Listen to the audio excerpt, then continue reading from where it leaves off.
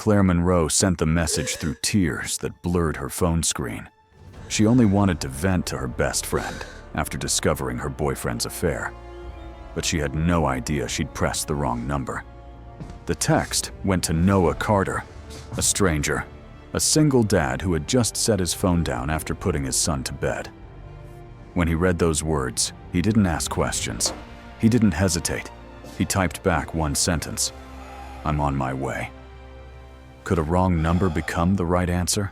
Claire Monroe sat on the edge of the bed she'd shared with someone for 3 years, staring at the phone in her hand like it was evidence in a trial. The apartment felt smaller now. The walls seemed closer. She was 29 years old, worked freelance as a graphic designer, and until 2 hours ago, she believed her life was stable. She believed she knew the man sleeping beside her every night. She believed in a lot of things that turned out to be convenient lies. The discovery had been accidental. She wasn't the type to snoop. She didn't go through his phone or check his messages. But when his laptop was open on the kitchen table and a notification popped up with a woman's name and a heart emoji, Claire's hands moved before her brain could stop them. She clicked. She scrolled. She read every word. The messages went back months. There were photos. There were plans. There was a whole other version of his life that didn't include her at all. When he came home from work that evening, she didn't yell. She didn't throw anything. She just asked him one question. He didn't deny it. He didn't apologize either. He said it wasn't serious. He said she was overreacting. He said a lot of things that made her feel like she was the problem. So she grabbed her coat, her phone, and walked out before the tears could start. She didn't want to give him the satisfaction of seeing her break. She ended up at a coffee shop 6 blocks away. It was the kind of place that stayed open late for students and insomniacs. The lights were dim. The air smelled like burnt espresso and old pastries. Claire sat in the corner booth farthest from the counter and ordered a coffee she didn't drink. She just needed somewhere to sit that wasn't home. Somewhere that didn't smell like him. Somewhere she could fall apart without an audience. She pulled out her phone and opened her messages. Her best friend's name was at the top of the list. They'd been close since college. She was the person Claire called when things went wrong.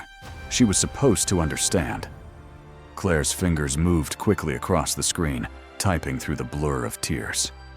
"He hurts me." She added her location without thinking. She just wanted someone to know where she was. She wanted someone to care. But her hands were shaking. Her vision was blurred. And when she hit send, she didn't notice that the last digit of the number was wrong. The message didn't go to her best friend. It went to a stranger. Across town, Noah Carter was washing dishes in a kitchen that hadn't been updated since the 1980s. The faucet dripped. The linoleum was cracked. The cabinets didn't close all the way. But it was home. He'd lived there for 6 years, ever since his ex-wife left, and he got full custody of their son. The place wasn't much, but it was theirs. He worked as an HVAC technician, fixing air conditioners and heaters for people who didn't know how to change a filter. The pay was decent. The hours were long. But he made it work because he had to. His son, Tommy, was 8 years old and obsessed with dinosaurs. He had a collection of plastic figures lined up on his bookshelf in order of size. He knew all their names. He could tell you which ones were herbivores and which ones were carnivores. Noah didn't understand half of it, but he listened every time Tommy explained. That's what you did when you were a single parent. You listened. You showed up. You didn't get a second chance if you missed the first one. Tommy had just fallen asleep after 3 stories and 2 glasses of water. Noah stood in the doorway of his room for a moment, watching the rise and fall of his son's chest under the blanket. The nightlight cast a faint glow across the walls. The dinosaurs stood guard on the shelf. Everything was quiet. Everything was safe. Noah pulled the door halfway closed and walked back to the kitchen. His phone was on the counter. He picked it up out of habit, scrolling through emails he didn't care about and news he'd already read. Then a message came through. The number wasn't saved. The text was short. He hurts me. There was a location pin attached. Noah stared at the screen. His jaw tightened. His chest felt heavy. He didn't know who sent it. He didn't know the situation. But he knew what those words meant. Or at least, he thought he did. Years ago, his younger sister had been in a relationship with someone who hurt her. She never said it outright. She made excuses. She wore long sleeves in summer. She smiled when people asked if she was okay. Noah didn't push. He thought she'd tell him when she was ready. He thought he had time. By the time she finally left, the damage was done. She was safe now, living 2 states away with a new life and a restraint order. But Noah never forgave himself for not acting sooner. He read the message again. He hurts me. He didn't know this person. He didn't know if it was a mistake or a cry for help. But he wasn't going to take that chance. Not again. He grabbed his keys from the hook by the door and knocked on his neighbor's apartment. Mrs. Callahan was 72 and liked to complain about the noise from upstairs, but she also babysat Tommy when Noah had emergencies. She answered the door in her bathrobe, holding a mug of tea. Noah spoke quickly. He told her he had to go out. He didn't explain why. She asked if everything was okay. He said he wasn't sure yet. She nodded and told him to go. She'd check on Tommy in 10 minutes. Noah thanked her and headed for his truck. He typed a reply as he walked. "Where are you? I'm on my way." He didn't wait for a response. He just started driving. The coffee shop wasn't far. 15 minutes in light traffic. The GPS led him to a corner building with a faded sign and fogged-up windows. Noah parked across the street and looked through the glass. There were only a few people inside. A guy with headphones, a woman with a laptop, and in the back corner, someone sitting alone with their head down. He couldn't see her face, but something about the posture told him that was her. He got out of the truck and walked across the street. The bell above the door chimed when he entered. The air inside was warm and heavy. The barista glanced up but didn't say anything. Noah scanned the room and headed toward the corner booth. Claire didn't hear him approach. She was staring at her phone, rereading the message she'd sent. It wasn't until she saw a pair of work boots stop in front of her table that she looked up. A man stood there, tall, broad-shouldered, wearing a jacket with a company logo stitched on the chest. His face was serious, but not angry. His eyes were cautious, but not cold. Noah looked at her and saw no bruises, no visible injuries, no signs of immediate danger. But her eyes were red. Her cheeks were wet. Her hands were trembling around her phone. He realized then that he might have misunderstood, but he didn't leave. He just stood there, unsure of what to say. Claire blinked at him. Her voice came out quiet and confused. "Who are you?" Noah cleared his throat. He felt suddenly foolish. "You texted me. You said someone was hurting you. I came to help." Claire's face went pale. She looked down at her phone and saw the message thread. The number was wrong. She'd sent it to a stranger. A wave of embarrassment and panic washed over her. She shook her head quickly. "I'm sorry. I didn't mean to. This was a mistake. I thought I was texting my friend. I'm so sorry." Noah didn't move. He glanced at the empty seat across from her, then back at her face. "Are you safe?" The question caught her off guard. No one had asked her that, not tonight. Not ever, really. She nodded slowly. "I'm not in danger. Not like that. He didn't hit me. He cheated on me. I was upset. I didn't mean to bother you." Noah exhaled. The tension in his shoulders eased slightly, but he didn't turn to leave. He pulled out the chair across from her and sat down without asking. "You're not bothering me." Claire stared at him. She didn't know what to say. She didn't know why he was still here. But for the first time that night, she didn't feel completely alone. And that scared her almost as much as it comforted her. Claire stared at the man sitting across from her. He didn't look like someone who made impulsive decisions. His hands rested flat on the table, calloused and worn from work. His jacket had grease stains near the cuffs. He looked tired, but not in a way that suggested weakness. More like someone who'd been carrying weight for a long time and had gotten used to it. She didn't understand why he was still here. She'd told him it was a mistake. She'd apologized, but he hadn't left. She wiped her face with the back of her hand and tried to pull herself together. Her voice came out rough. "You didn't have to come. I don't even know you." Noah leaned back in the chair. His expression didn't change. "You sent a message that said someone was hurting you. I wasn't going to ignore that." Claire felt a fresh wave of embarrassment.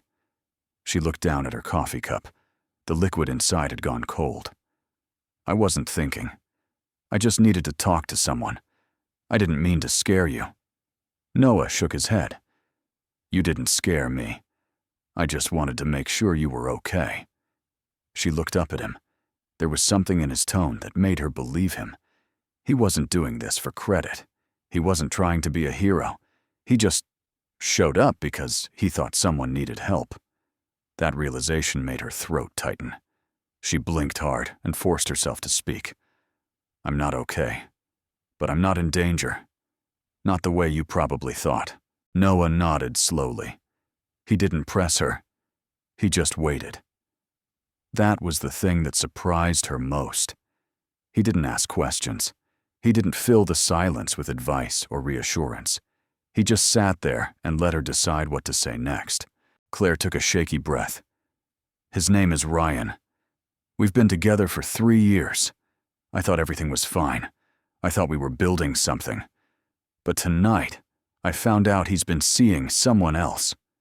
For months. And when I asked him about it, he acted like I was the problem. Like I was being dramatic." Her voice cracked on the last word. She hated how weak she sounded. She hated that she was saying this to a stranger. But once she started, she couldn't stop. "I know it's not the same as what you thought. I know people go through worse. But it still hurts." Noah didn't look away. He didn't minimize it. He just nodded. "It's supposed to hurt. That doesn't make you dramatic." Claire felt something break loose in her chest. She'd been holding it together all night, trying to convince herself she was overreacting. But hearing someone say it was okay to feel this way made the tears come harder. She covered her face with her hands and let herself cry. She didn't care that they were in public. She didn't care that this man was a stranger. She just needed to let it out. Noah didn't try to comfort her. He didn't reach across the table or tell her it would be okay. He just sat there and let her have the moment. When she finally looked up, her face was blotchy and her eyes were swollen. She felt raw and exposed, but she also felt lighter. She wiped her face again and let out a bitter laugh. "I don't even know your name." Noah offered a faint smile. "Noah Carter, Claire Monroe." She took a deep breath and steadied herself. "I'm sorry you came all the way out here for nothing." Noah shook his head. "It wasn't for nothing." Claire frowned. "What do you mean?" Noah looked at her for a long moment before answering. His voice was quieter now. "A few years ago, my sister was in a bad relationship. She didn't talk about it. She didn't ask for help. I saw the signs, but I didn't push. I thought she'd tell me when she was ready. By the time she finally left, the damage was already done. She's okay now. She's safe. But I still think about what would have happened if I'd done something sooner." He met Claire's eyes. "So when I saw your message, I didn't want to take the chance. I didn't want to assume it wasn't serious." Claire felt her chest tighten. She understood now why he came. It wasn't about her. It was about someone he couldn't help before. She didn't know what to say to that, so she just nodded. They sat in silence for a while. The coffee shop was nearly empty now. The barista was wiping down tables. The guy with headphones had left. It was just the two of them and the hum of the espresso machine. Claire felt the weight of the night pressing down on her. She didn't want to go back to the apartment. She didn't want to see Ryan. She didn't even know if she could face him without falling apart again. Noah eventually spoke. "Do you have somewhere to stay tonight?" Claire nodded. "I can stay with my friend. I just need to call her." "Good." Noah stood up and pulled his keys from his pocket. "You shouldn't go back there alone." Claire looked up at him. "You're leaving?" Noah hesitated. "Unless you need me to stay." She didn't know why, but she did. She didn't want to be alone yet. She gestured to the chair. "Can you stay for a little while? Just until I figure out what to do." Noah sat back down. "Yeah, I can do that." They talked for the next hour. It wasn't deep conversation, mostly small things. Claire told him about her work, how she'd been freelancing for 2 years, and liked the freedom, but hated the instability. Noah told her about his son, Tommy, and how he'd just learned to ride a bike without training wheels. He mentioned his job fixing air conditioners, and how people always waited until the hottest day of summer to realize their unit was broken. Claire found herself laughing at some of his stories. It felt strange to laugh after everything that had happened, but it also felt necessary. At one point, Claire asked him why he wasn't married. Noah didn't flinch at the question. He just shrugged. "I was. It didn't work out. She wanted a different life. I didn't blame her. Being a parent is hard. Being a single parent is harder. But Tommy's worth it." Claire admired that. The way he talked about his son. The way he didn't make excuses or blame his ex-wife. He just accepted the situation and moved forward. It made her think about Ryan, how he never took responsibility for anything, how he always had an excuse, how she'd spent 3 years making herself smaller so he could feel bigger. Her phone buzzed on the table. She glanced at the screen and her stomach dropped. It was Ryan. She didn't want to answer, but she also knew he'd keep calling until she did. She looked at Noah. "It's him." Noah didn't tell her what to do. He just nodded. "You don't have to answer if you're not ready." Claire stared at the phone. The buzzing stopped. Then it started again. She felt the familiar pull of guilt and obligation. She'd spent 3 years answering his calls, 3 years prioritizing his needs, 3 years believing that if she just tried harder, things would get better. But they never did. She let the call go to voicemail. A minute later, a text came through. "We need to talk. I'm sorry. Please come home." Claire felt her resolve waver. She knew what would happen if she went back. He'd apologize. He'd say all the right things. He'd make her feel like she was being unreasonable. And she'd stay because leaving felt harder than staying. She hated herself for even considering it. But the truth was, she was scared. Scared of being alone. Scared of starting over. Scared of admitting she'd wasted 3 years on someone who didn't value her. Noah watched her face and seemed to understand what she was thinking. He leaned forward slightly. His voice was steady. "Whatever you choose, don't choose it, because you're afraid to be alone." Claire looked at him. Those words hit harder than anything Ryan had said all night. She realized that's exactly what she'd been doing. Staying out of fear. Settling out of convenience. She'd convinced herself that being with someone, even the wrong someone, was better than being by herself. But sitting here with a stranger who'd shown her more kindness in 2 hours than Ryan had in 3 years made her question everything. She set her phone face down on the table.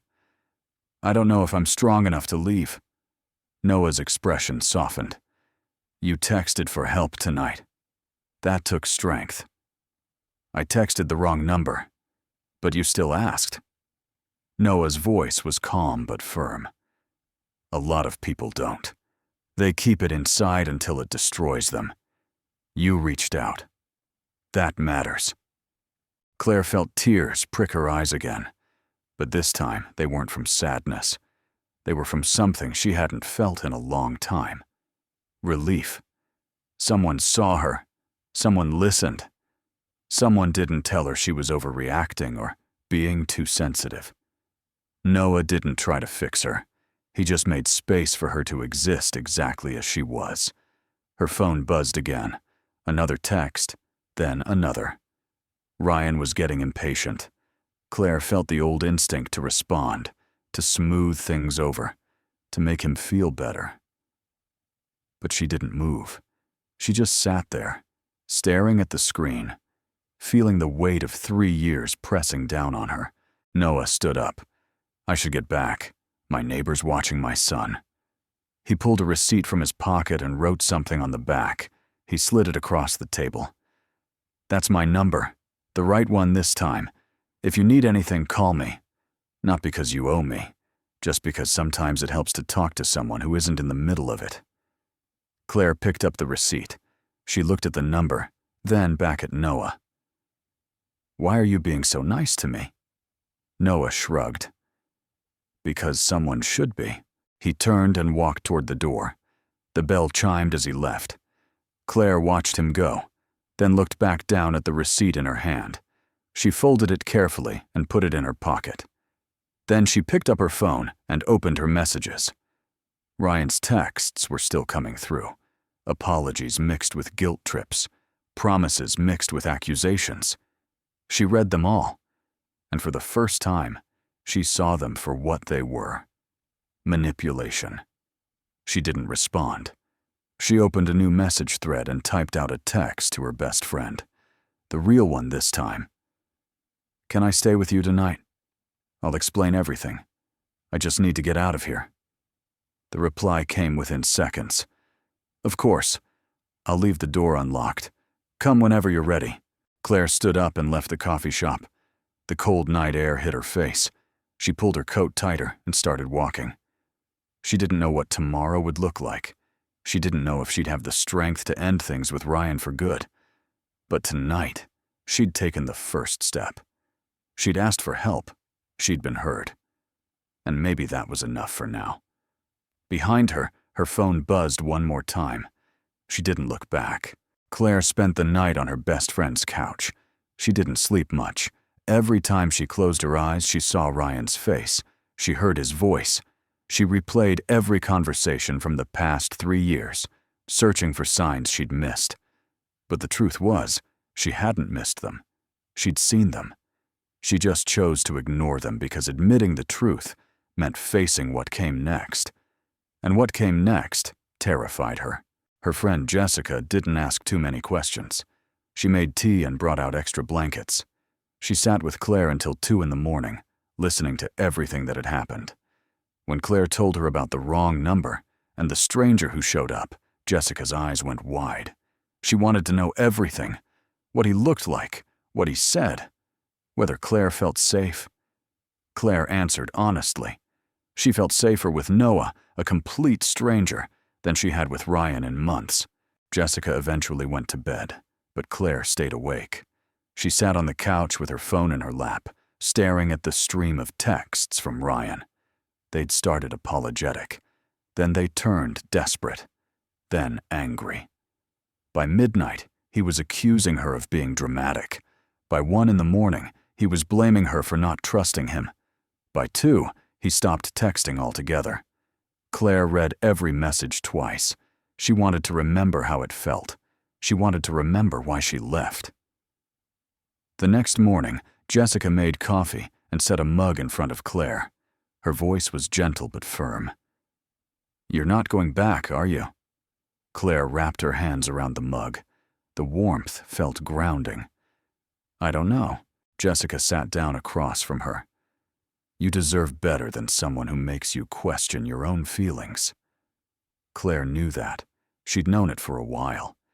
But knowing something and doing something about it were 2 different things. She'd built a life around Ryan. She'd made compromises. She'd adjusted her plans. She'd told herself it was what relationships required. But sitting here in Jessica's kitchen, miles away from the apartment she'd shared with him, she realized how much of herself she'd lost in the process. She spent the day at Jessica's place, trying to work but mostly staring at her laptop screen. Her phone stayed silent. Ryan didn't call, didn't text. It was the first time in 3 years he'd given her space without asking for something in return. Claire didn't know if that made things easier or harder. Part of her wanted him to fight for her. Part of her wanted him to show up and prove he cared. But another part of her, the part that was starting to find its voice again, knew that if he really cared, he wouldn't have hurt her in the first place. That evening, she pulled out the receipt Noah had given her. She stared at the number for a long time. She didn't know why she wanted to text him. She didn't owe him an update. He wasn't part of her life. But something about the way he'd listened made her want to reach out. So she typed a message. "I didn't go back. I'm staying with a friend. Thank you for last night." She almost deleted it. It felt too personal, too vulnerable. But she hit send before she could talk herself out of it. She set her phone down and tried not to think about whether he'd respond. 10 minutes later, her phone buzzed. Good. That took guts. Claire smiled despite herself. She typed back, "I don't feel very gutsy." Noah's response came quickly. "You don't have to feel it for it to be true." They texted on and off for the rest of the evening. Nothing deep, just small exchanges. Noah told her about Tommy's school project on volcanoes. Claire told him about a client who kept asking for revisions, but never knew what they actually wanted. It was easy. Comfortable. Claire realized she hadn't had a conversation like this in years. With Ryan, everything had weight. Every word was analyzed. Every silence meant something. But with Noah, there was no pressure. He wasn't trying to fix her. He wasn't waiting for her to be okay. He just existed in the moment with her. Over the next few days, Claire stayed with Jessica. She went back to the apartment once, when she knew Ryan would be at work. She packed a suitcase with clothes and essentials. She grabbed her laptop and chargers. She took the framed photo of her and her mom from the nightstand. She left everything else. The furniture they'd bought together, the kitchen supplies, the books on the shelf. She didn't want any of it. She just wanted out. Ryan texted her while she was packing. "We need to talk." Claire stopped and stared at the message. She could hear his voice in her head, the tone he used when he wanted something, the way he'd make her feel guilty for having boundaries. She'd spent 3 years responding to that tone. 3 years, believing that if she just communicated better, things would improve. But they never did. Because the problem wasn't her communication. It was his unwillingness to listen. She typed back, "There's nothing to talk about. I'm done." Ryan's response came immediately. "You're being ridiculous. You can't just throw away 3 years over one mistake." Claire felt anger rise in her chest. One mistake. That's what he called it. Months of lying. Months of betrayal. Months of making her feel like she was imagining things. She wanted to type out everything she was thinking. She wanted to list every time he'd dismissed her feelings. Every time he'd turned the argument around on her. Every time he'd made her apologize for his mistakes. But she didn't. Because he wouldn't hear it. He'd twist it. He'd make himself the victim. So she just wrote, "Goodbye, Ryan." She blocked his number. She blocked him on social media. She deleted the photos from her phone. It felt brutal. It felt final. It felt necessary. When she got back to Jessica's apartment, she collapsed on the couch. Jessica sat beside her and handed her a glass of wine. Claire took a long sip and let out a shaky breath. "I did it. I actually did it." Jessica smiled. "I'm proud of you." Claire didn't feel proud. She felt hollow, like she'd just walked away from a fire and was still waiting to see if she'd been burned. But she also felt something else. Relief. The constant tension she'd been carrying was gone. She didn't have to check her phone every 5 minutes. She didn't have to worry about saying the wrong thing. She didn't have to make herself smaller to fit into someone else's idea of who she should be. That night, she texted Noah again. "I ended it. For real this time." Noah's response took a few minutes. When it came, it was simple. "How do you feel?" Claire thought about that. She didn't know how to answer. She felt sad. She felt angry. She felt free. She felt scared. She settled on the truth. "I don't know yet, but I think I'll be okay." Noah wrote back, "You will be." Over the next few weeks, Claire started rebuilding. She found a small studio apartment she could afford on her own. It wasn't much. One room with a kitchenette and a bathroom the size of a closet. But it was hers. She picked out furniture from thrift stores. She painted the walls a soft gray. She hung up the photo of her mom. She made it feel like home. She and Noah kept texting.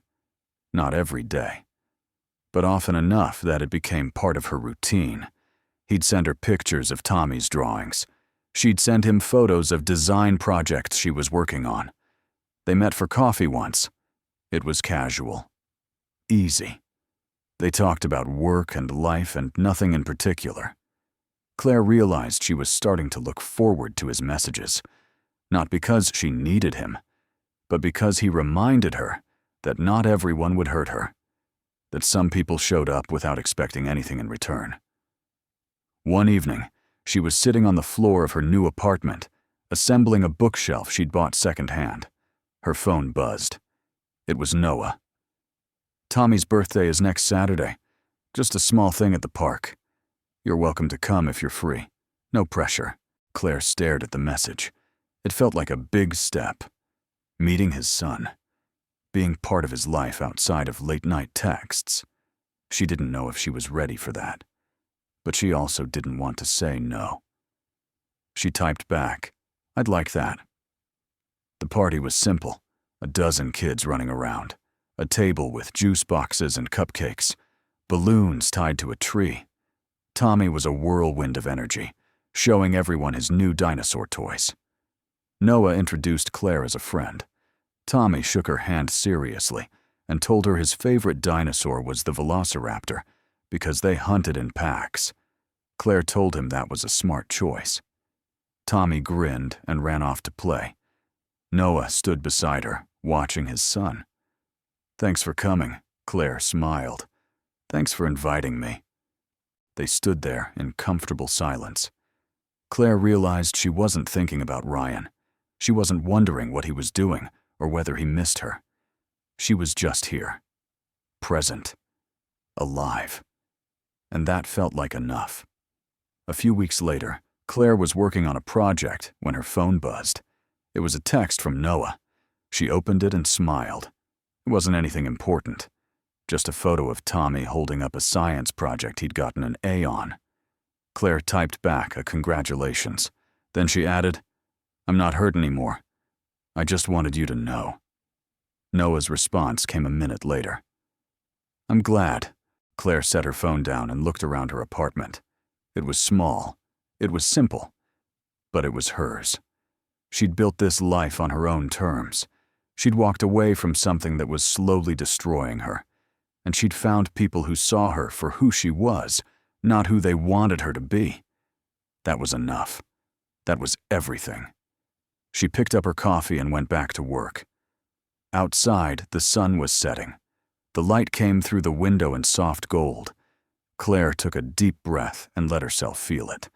Not happiness exactly. Not yet. But something close.